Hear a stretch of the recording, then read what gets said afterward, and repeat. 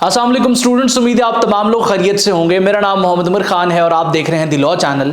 इस चैनल पर गुफ्तगू करते हैं हम लॉ, लैट, लॉ गैट और LLB 4 ईयर्स के हवाले से। तो अगर आप नए कैंडिडेट हैं, नए स्टूडेंट हैं, इस चैनल पर पहली बार तशरीफ लाएं तो इस चैनल को जरूर सब्सक्राइब कीजिए ताकि इस तरह की मजीद अपडेटेड और लेटेस्ट वीडियोज़ हम आप तमाम कैंडिडेट्स की खदमत में बर वक्त शेयर कर सकें। आज के इस लेक्चर में हम डिस्कस करने वाले हैं कि वो तमाम कैंडिडेट्स जो पाकिस्तान में रहते हुए या पाकिस्तान के बाहर से अगर अपनी लॉ की डिग्री को कंप्लीट करते हैं और वो पाकिस्तान में करियर बनाना चाहते हैं तो एक यंग कैंडिडेट के पास कौन कौन से करियर ऑप्शंस अवेलेबल हैं। वैसे तो इस वीडियो के टॉपिक पर ऑलरेडी वक्तन फवक्तन 2 लेक्चर्स अपलोड किए गए हैं, लेकिन आज का ये लेक्चर एक तो इसका अपडेटेड वर्जन है, प्लस हम एक प्लेलिस्ट को स्टार्ट कर रहे हैं और मेरी उस प्लेलिस्ट में ये कोशिश है कि जितने भी करियर ऑप्शंस आपके साथ मैं यहां पर शेयर कर रहा हूं उन कैरियर्स से मुंसलिक लोगों के इंटरव्यू क्लिप्स आपके साथ शेयर किए जाएं, उनसे उनका एक्सपीरियंस, उनकी करियर जर्नी आपके साथ जो है वो डिस्कस करने के बाद शेयर की जाए, ताकि वो तमाम एस्पिरेंट्स जो अपना करियर लॉ की फील्ड में पाकिस्तान में रहते हुए बनाना चाहते हैं वो इंकरेजमेंट ले सकें, वो मोटिवेट हो सकें और साथ साथ वो उस रास्ते पर जो है वो अपने आप को गामजन कर सकें जिस रास्ते पर चल के वो एक स्पेसिफिक करियर पाथ को इस फील्ड में ज्वाइन कर सकते हैं। इस वीडियो को कम वक्त में कवर करने के लिए और बेहतर एक्सपीरियंस के लिए आप इस वीडियो की स्पीड को 1.25 या 1.5x पे कन्वर्ट कर सकते हैं ताकि आप कम वक्त में सारी वीडियो को देख सकें। अगर करियर ऑप्शंस की बात की जाए तो सर फहरिस्त जो है वो एक कैंडिडेट के पास एक प्रैक्टिसिंग एडवोकेट के तौर पे पाकिस्तान में अपना लीगल करियर बनाने का ऑप्शन अवेलेबल होता है। आप किसी भी यूनिवर्सिटी से, चाहे वो पब्लिक सेक्टर हो, प्राइवेट सेक्टर हो या फिर वो एक्सटर्नल लॉ ऑफर करने वाली यूनिवर्सिटी हो, जब अपनी डिग्री कंप्लीट कर लेते हैं और बार काउंसिल से एज एन एडवोकेट इनरोल होकर अपना लाइसेंस वसूल कर लेते हैं तो पाकिस्तान के लोअर कोर्ट्स में, डिस्ट्रिक्ट कोर्ट्स में आप प्रैक्टिस जो है वो स्टार्ट कर सकते हैं। आप अपने क्लाइंट्स को सिविल कोर्ट के सामने और उसके बाद जो उसका एपेलेट कोर्ट, डिस्ट्रिक्ट कोर्ट है, उसके सामने रिप्रेजेंट कर सकते हैं। जैसे ही आप अपनी 2 साल की प्रैक्टिस कंप्लीट करते हैं, यानी कि आपको एज एन एडवोकेट इनरोल हुए 2 साल कंप्लीट हो जाते हैं, आप एक सर्टेन नंबर ऑफ केसेस जो है वो अपने सीनियर के साथ या इंडिपेंडेंटली कंटेस्ट कर लेते हैं। उसके बाद आप as an advocate high court के तौर पे अपना लाइसेंस लेने के लिए बार काउंसिल में अप्लाई करते हैं। प्रोसीजर को आप जब कंप्लीट कर लेते हैं तो आपको हाई कोर्ट पे प्रैक्टिस करने का लाइसेंस दे दिया जाता है। अब आप हाई कोर्ट में प्रैक्टिस कर सकते हैं। अब अगर पंजाब की बात की जाए तो लाहौर हाई कोर्ट के 4 बेंचेस हैं। आप प्रिंसिपल सीट पर भी अपने क्लाइंट्स को रिप्रेजेंट कर सकते हैं, यानी कि लाहौर हाई कोर्ट लाहौर में। इसी तरीके से इसका एक बेंच बहावलपुर में है, इसका दूसरा बेंच मुल्तान में है, तीसरा प्रिंसिपल सीट होगी और चौथा जो है वो रावलपिंडी में है।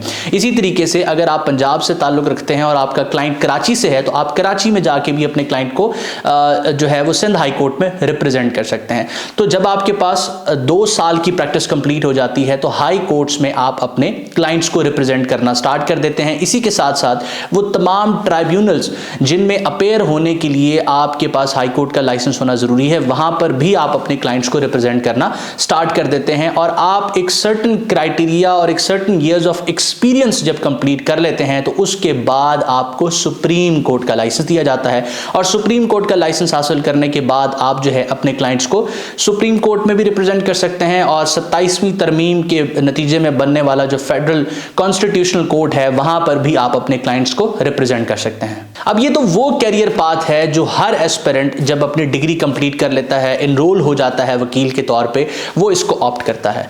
अब जो प्रैक्टिस है, प्राइवेट प्रैक्टिस है, इंडिपेंडेंट प्रैक्टिस है या स्पेसिफिकली लिटिगेशन है, ये किन कैंडिडेट्स के लिए, किन स्टूडेंट्स के लिए, किन लोगों के लिए एक सूटेबल प्रोफेशन है और किन को इस तरफ नहीं आना चाहिए, क्योंकि वकील बनने के बाद सिर्फ और सिर्फ आपने अदालतों में अपने क्लाइंट्स को रिप्रेजेंट नहीं करना, और भी बेशुमार शोबे हैं जिनको आप ज्वाइन कर सकते हैं और वो स्पेसिफिकली आपकी फील्ड से रिलेट करते हैं, उनको भी हम डिस्कस करेंगे।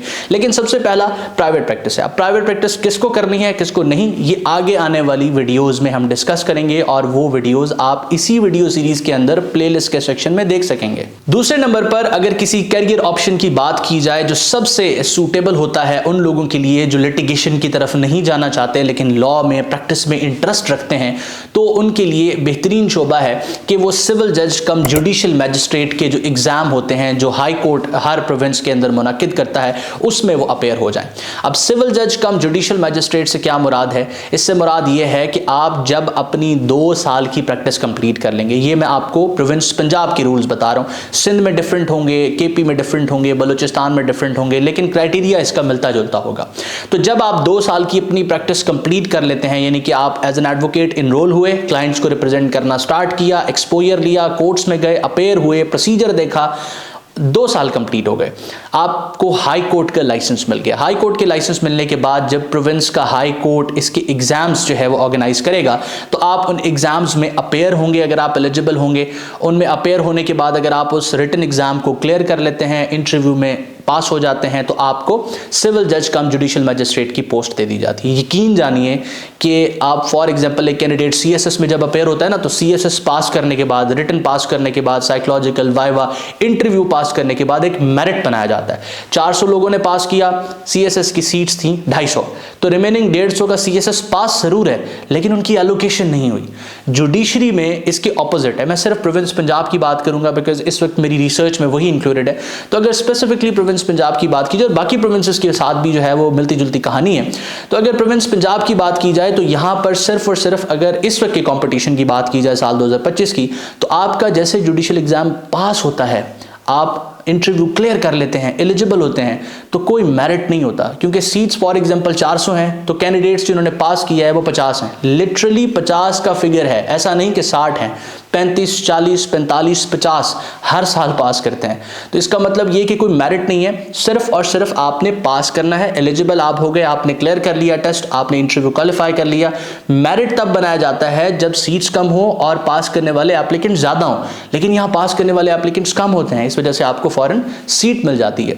इसकी बहुत सी वजूहात हैं, कैंडिडेट्स का नॉन सीरियस एटीट्यूड प्रिपरेशन की तरफ, या 2 साल में लोग किसी और फील्ड की तरफ चले जाते हैं, प्रैक्टिस में ज्यादा इंटरेस्ट हो जाता है।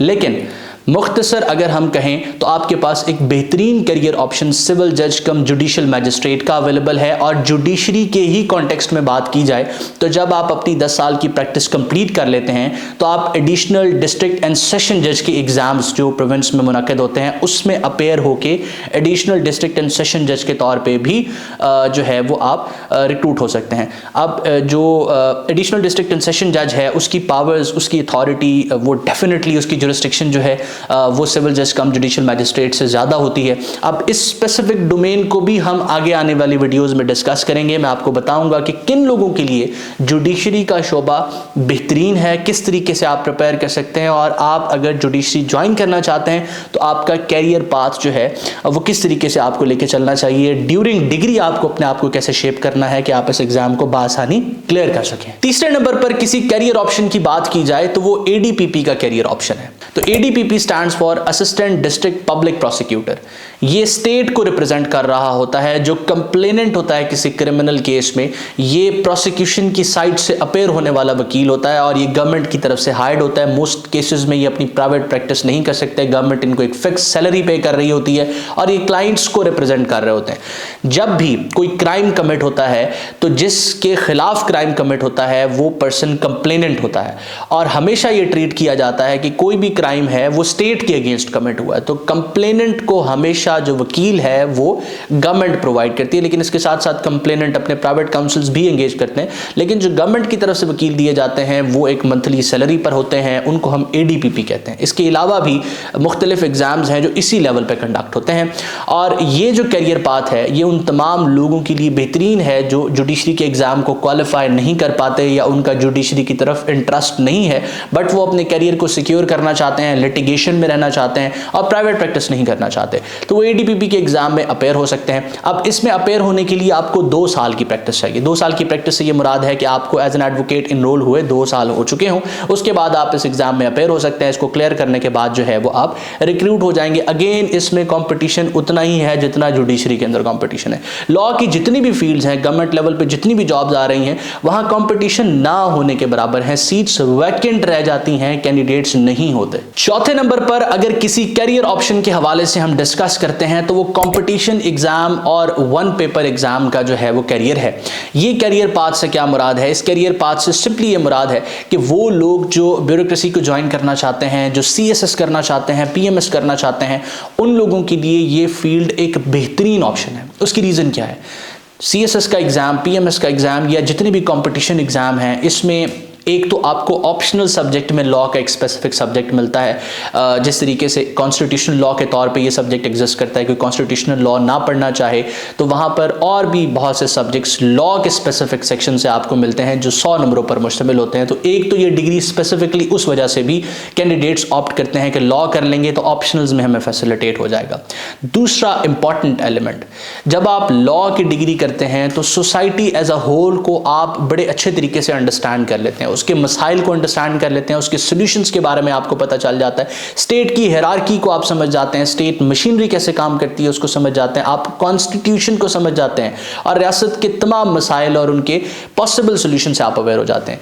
ये चीज़ आपके लिए बहुत अनमोल है अगर आप किसी भी कॉम्पिटिशन एग्जाम में अवेयर होते हैं।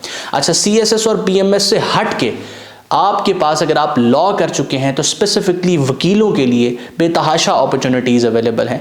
वन पेपर एग्ज़ाम के थ्रू जो वैकेंसीज़ एडवर्टाइज होती हैं, उनके डिस्क्रिप्टिव एग्जाम्स भी होते हैं, लेकिन सिर्फ पंजाब की बात की जाए तो पंजाब पब्लिक सर्विस कमीशन के थ्रू रिक्रूटमेंट्स होती हैं। इसी तरीके से Sindh public service commission, Balochistan public service commission, KP service commission, इनके थ्रू रिक्रूटमेंट होती है मुख्तलिफ प्रोविंशियल डिपार्टमेंट्स की।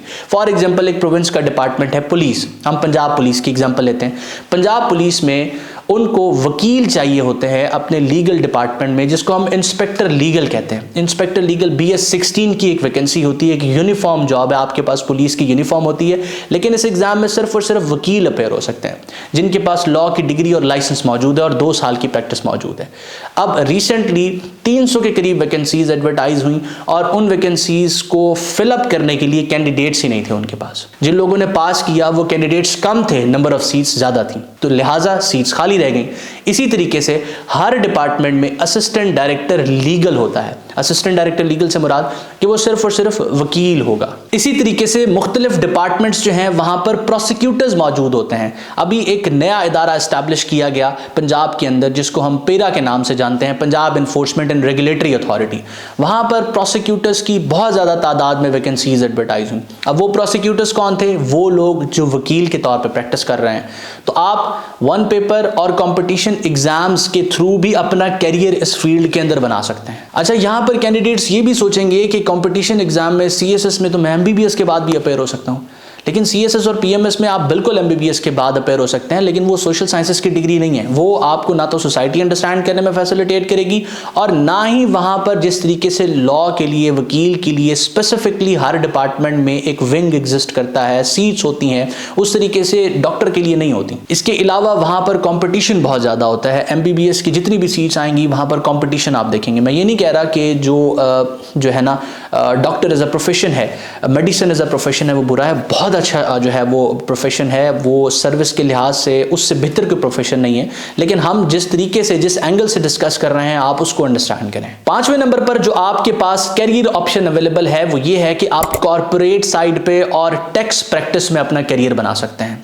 वो तमाम लोग जो प्राइवेट प्रैक्टिस नहीं करना चाहते, वो चाहते हैं कि किसी ऐसी कंपनी के साथ हम इन टच हो जाएं। देखिए, जितनी भी रजिस्टर्ड कंपनीज एग्जिस्ट करती हैं, जो ट्रेड कर रही हैं, ऑपरेट कर रही हैं, बिजनेस कर रही हैं, उनके लीगल मैटर्स होते हैं, उनके कॉन्ट्रैक्ट्स होते हैं इंडिविजुअल्स के साथ, कंपनीज के साथ। इसके अलावा उनकी लिटिगेशन होती है। ऐसा तो पॉसिबल नहीं कि आप बिजनेस कर रहे हैं, आप लेन देन कर रहे हैं और आपकी लिटिगेशन ना हो, आप दूसरी कंपनीज के साथ, इंडिविजुअल्स के साथ कॉन्ट्रैक्ट ना करें, मुआहदे ना करें और वो मुआहदे ब्रीच ना हो। तो हर कंपनी के पास एक एक्सपर्ट टीम होती है जो बड़े लेवल पे काम कर रही होती है और बेतहाशा कंपनीज हैं और ऐसी बहुत सी कंपनीज पाकिस्तान में काम कर रही हैं जिनके पास अच्छा बिजनेस है, जिनको अच्छे वकला की ज़रूरत होती है और वो जो टीम ऑफ लीगल एक्सपर्ट्स हैं वो उनको कॉन्ट्रैक्ट्स के अंदर प्लस उनकी लिटिगेशन के अंदर और इसके अलावा उनकी डिस्प्यूट रेजोल्यूशन के अंदर उनको असिस्ट कर रही होती है। उनकी एक अच्छी खासी पे होती है और ये एक पूरी जो है वो डोमेन है।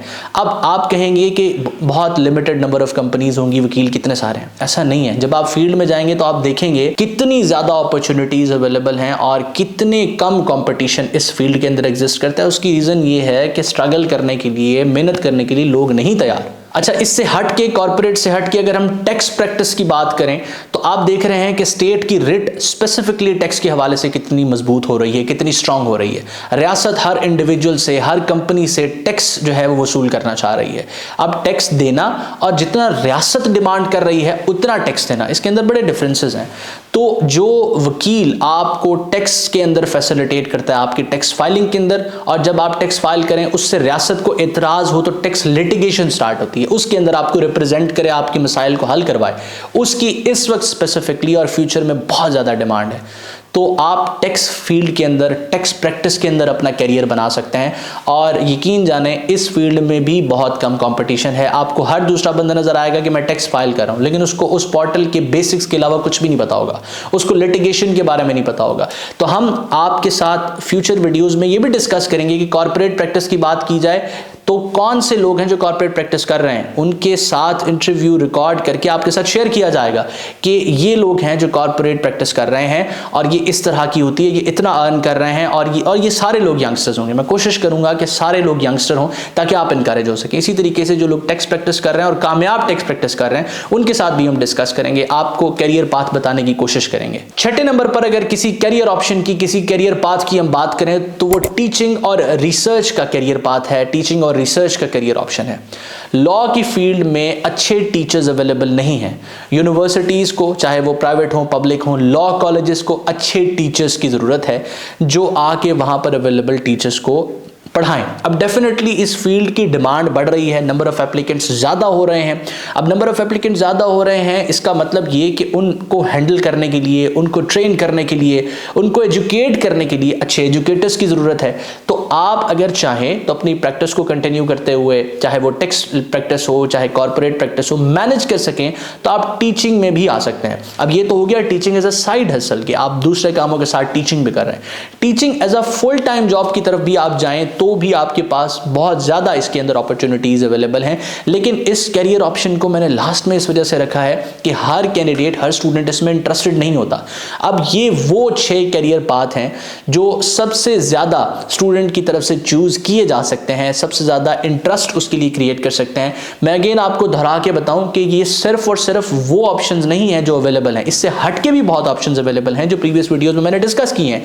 लेकिन ये वो कैरियर पाथ हैं, वो कैरियर ऑप्शंस हैं जो सबसे ज़्यादा स्टूडेंट्स ऑप्ट करते हैं। तो मैं उम्मीद करता हूं ये लेक्चर आपके लिए हेल्पफुल रहा है और आपने इस वीडियो सीरीज में आगे अपलोड होने वाले लेक्चर्स को लाजमन फॉलो करना है, बिकॉज इस वीडियो सीरीज का पर्पस ये है कि वो लोग जो लॉ को as a career option consider कर रहे हैं और कंफ्यूज हैं, वो इस वक्त नहीं इस हवाले से अपने आप को कन्विंस कर पा रहे कि उनका फ्यूचर पाकिस्तान में क्या होने वाला है, तो उनको हम इनकरेज करें, मोटिवेट करें, प्लस उनको एक ऐसा रास्ता दिखाएं जिस पे वो बासानी इस शोबे को सिलेक्ट कर सकें। मैं उम्मीद करता हूं ये लेक्चर आपके लिए हेल्पफुल रहा। आपने दी लॉ चैनल को सब्सक्राइब करके बेल आइकन को प्रेस कर लेना है ताकि तमाम वीडियोस आपके साथ बर वक्त शेयर की जा सकें। अल्लाह आपका हामी और नासिर हो। हमेशा आप तमाम स्टूडेंट्स की कामयाबी के लिए दुआ गो। उमर खान और उसकी टीम। अल्लाह हाफिज़।